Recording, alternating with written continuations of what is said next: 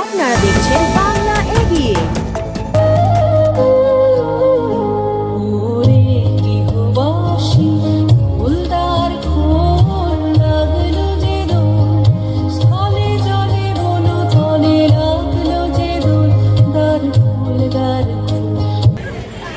সম্বর্ধনা দাদাকে পদ্মফুলের মালা দিয়ে সম্বর্ধনা জানালেন। জয় শ্রীরাম।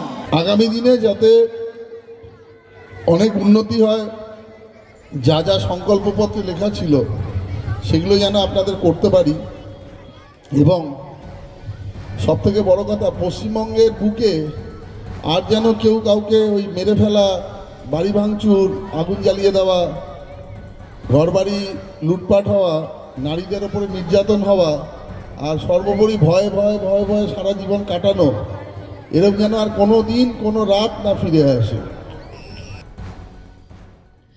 উত্তর সোনারপুর বিধানসভা কেন্দ্রের অন্তর্গত গোয়ালবাটি এলাকার ঐতিহ্যবাহী ও অরাজনৈতিক সংগঠন গোয়ালবাটি যুবচক্র ক্লাবের কয়েক দশক ধরে ক্রীড়া, সংস্কৃতি ও সামাজিক উন্নয়নের ক্ষেত্রে গুরুত্বপূর্ণ ভূমিকা পালন করে আসছে।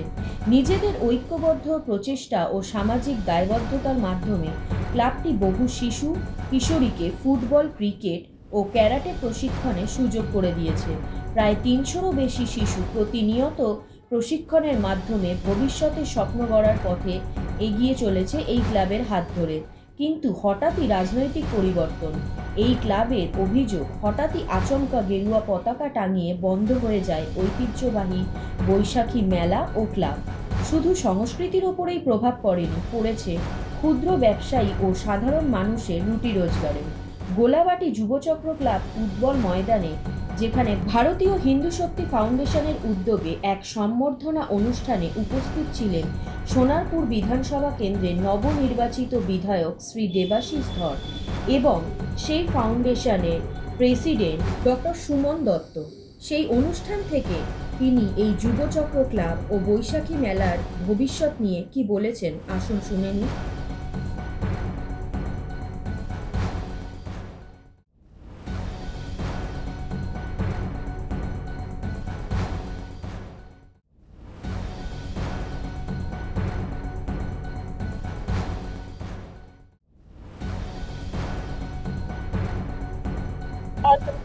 যে ওনারা যা চেয়েছিলেন, মানুষ এতদিনের কষ্ট থেকে বেরিয়ে এসছে, এই যে আনন্দ করছেন, এই আনন্দটা সবচেয়ে আমার হৃদয় ছুঁয়ে যাচ্ছে। এর থেকে বেশি কিছু পাওয়ার কিছু নেই।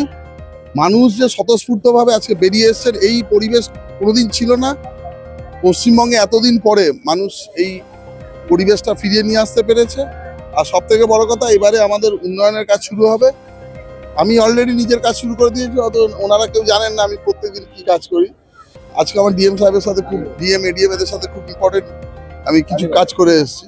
আমি চাইবো আগামী দিনে এরা যে আনন্দটা করছে, আগামী 5 বছর পরে এই সমাজটা এমন জায়গা পৌঁছবে, এই রাজ্যটা এমন জায়গা পৌঁছবে যাতে কোনোদিন আর কাউকে কষ্ট না পেতে হয়। ভোটের আগে ভয় আউট, ভরসা ইন, কিন্তু এই এলাকায় এই মাঠে একটি বৈশাখী মেলা হতো, এটা আপাতত বন্ধ আছে। আপনি নতুন বিধায়ক হয়ে সেই মেলাটিকে আবার চালু করতে পারবে? দেখুন, আমরা সবকিছুর ঊর্ধ্বে কিন্তু ক্রিমিনালদের বিপক্ষে, যারা বলতে পারেন যে চার্জশিটের দাগি আসামি, তারা ছাড়া যদি, এবং যারা মানুষকে অত্যাচার করেছে তারা ছাড়া যে কোনো মানুষ আমাদের কাছে অ্যাপ্রোচ করতে পারেন। আমরা সহানুভূতির সাথে প্রত্যেকটি জিনিস কিন্তু তার ব্যাপারটা খতিয়ে দেখে তার যথাযথ ব্যবস্থা নেয়। দাদা, এই মেলাটা বন্ধ হওয়ার মূল কারণ কি ছিল? দেখুন, সেটা তো লোকাল মানুষই বলতে পারবে। এবার এখানকার নিজস্ব, আমার কাছে তো কেউ এসে এক্সপ্লেন করেনি যে কেন বন্ধ হয়েছে বা আদৌ আমরা এটা করতে চাই। আমার কাছে এলে আমি তার জন্য যতটা সহযোগিতা সেটা নিশ্চয়ই করব। দাদা, এই মেলাটা বন্ধ হওয়ার পেছনে কি কোনো প্রশাসনিক চাপ ছিল না রাজনৈতিক চাপ ছিল? কোনোটাই ছিল না। আমি বলছি তো, প্রশাসনিক দিক থেকে আমাকে যদি কেউ বা রাজনৈতিক দিক থেকে কল করলে আমি প্রশাসনের কাছেই পাঠাবো, বা প্রশাসনও যদি আমার কাছ থেকে জানতে চায় আমার যা অভিমত, যেটা আপনাদের বললাম একই অভিমত। এলাকাবাসীদের আশ্বাস দিচ্ছেন আপনি পাশে আছেন, এই মেলাটা হতে পারে। এলাকাবাসীদের জন্য সব থেকে বড় কথা বলে যাচ্ছি যে আমি যতদিন এমএলএ থাকবো, আমার টেনিওরে প্রশাসন নিউট্রাল থাকবে, কিন্তু ক্রিমিনালদের বিপক্ষে থাকবে, যারা মানুষকে অত্যাচার করেছেন তাদেরকে কোনোভাবেই কোনো ছুট দেওয়ার কোনো প্রয়োজনীয়তাও নেই, এবং যারা এতদিন মানুষকে অত্যাচার করেছেন তাদের কোনোভাবে মানে তাদের এগেস্টে ব্যবস্থা দিতে কার্পণ্য করা হবে না। কিন্তু বাকি সমস্ত মানুষের জন্য মানে বিধায়ক হই বা যাই হই না কেন, আমি সকলের জন্য আমার পরিষেবা চালু থাকবে।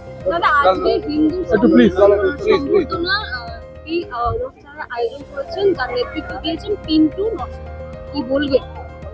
একটা কথাই বলবো, পিন্টু আমাদের দলেরই ছেলে, খুব ভালো ছেলে, ও খুব ডেডিকেটেডলি কাজ করেছে, আমার সাথে থেকে কাজ করেছে, ও আমার অনেক সেবা করেছে, এবার আমাকেও অনেক মানে ভালো কিছু ওর জন্য অপেক্ষা করছে, এটুকু বলতে পারি। আজকে এখানে আমরা দেখলাম এই মঞ্চে সন্ন্যাসীরাও এসছেন, এটা তো মহারাজরা খুব এসছেন। স্বাভাবিক ঘটনা। হিন্দু আগে ধর্ম, আমরা কোনোদিন এটা দেখিনি। হিন্দু ধর্মে সাধু সন্তরা থাকবেন না, হিন্দু কোনো মানে প্রোগ্রাম হবে, আমাদের হৃদয়ের সাথে তারা রয়েছেন, আমরাও তাদের হৃদয়ের সাথে রয়েছি। এর বাইরে গিয়ে আমরা কিছুই ভাবি না। আমাদের মনের মধ্যে যে সাধু মানে কি, যে সাধে, যার মধ্যে সেই সাধনা রয়েছে, তো আমরাও প্রত্যেক দিন মানুষের হয়ে সাধনা করি বলে আমাদের মধ্যে সাধুত্ব আছে বলে আমাদের সাথে তৃণমূলের এতটা তফাৎ আছে। বলছি বাচ্চাদের হাতে দেখা গেল বই খাতা এবং বড়দের হাতে বিদ্যালয়ের হাতে খাতা তুলে দিল। কেমন লাগছে? কি বলবেন? এটা খুবই ভালো ফিলিং, মানে বাচ্চারা শিশুদের মধ্যে ঈশ্বরের বাস, তো তাদের জন্য আমরা কিছু করতে পেরে আমরা আনন্দিত। আমরা শুধু সোনারপুর উত্তর বিধানসভা নয়, এই দক্ষিণ চব্বিশ পরগনা জেলা জুড়ে এই ভারতীয় হিন্দু শক্তি ফাউন্ডেশনের পক্ষ থেকে এই ধরনের অনুষ্ঠান করি, যেখানে সাধু সন্তরা, পশ্চিমবঙ্গে যত সাধু সন্তরা ধরুন বেলুর মঠ, রামকৃষ্ণ মিশন, ভারত সেবাশ্রম, নবদ্বীপ, মায়াপুর ধাম থেকে আসে, সব সাধু সন্তরা আসে, তাদের নিয়ে আমরা প্রোগ্রাম করি। কিন্তু বাচ্চারাও খুশি হয়, বাচ্চাদের বই খাতা দিই, বয়স্কদের শাড়ি দিই, এবার ছাতা দেওয়া হয়েছে গরমের জন্য। তো ওইভাবে কার্যক্রম করি। এটা শুধু আজ নয়, দীর্ঘ 5 বছর ধরে করে আসছি, দীর্ঘদিন ধরে করে আসছি, আর আরও আগামী দিনে করতে থাকবো। এটা এরকম নয়, আর এটা আমরা কারোর কাছ থেকে ডোনেশন নিয়ে করি না, আমরা মেম্বার্স যারা আছে তারা তাদের পকেট থেকে টাকা দিয়ে এসব অনুষ্ঠান করা হয়। এই যে এলাকার মাটি এখানকার, এবং এই মাঠে আপনি ভালো করেই জানেন একটা মেলা হতো বলতে চাই। হ্যাঁ। তো এলাকার লোক বা এখানকার লোক বিধায়কের কানে আমরা বললাম আপনাদের কথা, আপনারা কি অসুবিধা, আপনারা কি বিধায়ককে বলবেন এই মেলাটা পুনরায় আবার চালু করার জন্য? দেখুন, মানুষের স্বার্থে, হিন্দুদের স্বার্থে যাওয়া দরকার, সেগুলো আমরা করবো। তাতে একটা কেন, আরো 10টা মেলা করতে হলে আমরা করবো। দাদা মেলাটার বন্ধ হওয়ার পিছনে মূল কারণটা কি ছিল যদি বলেন? এখানে বিগত দিনে 15 বছর তৃণমূলের সরকার ছিল, তারা একটা থাকেন অনেক, এদের মধ্যে গোষ্ঠীদ্বন্দ্ব ছিল, টাকা খাওয়াখির ব্যাপার ছিল, রফা নিয়ে গন্ডগোল হওয়াতে মেলাটাই উঠে যায়। তো সেই কারণে এইসব মেলাগুলো বন্ধ হয়ে গেছে। আবার নতুন করে মেলা হবে, আরও ভালো ভালো মেলা হবে, সম্মেলন হবে, সব কিছুই হবে, ভালো কিছু হবে পশ্চিমবঙ্গে। ভারতের ভালো কিছু হচ্ছে, সেটা পশ্চিমবঙ্গ অংশীদার হলো 2026। ধন্যবাদ।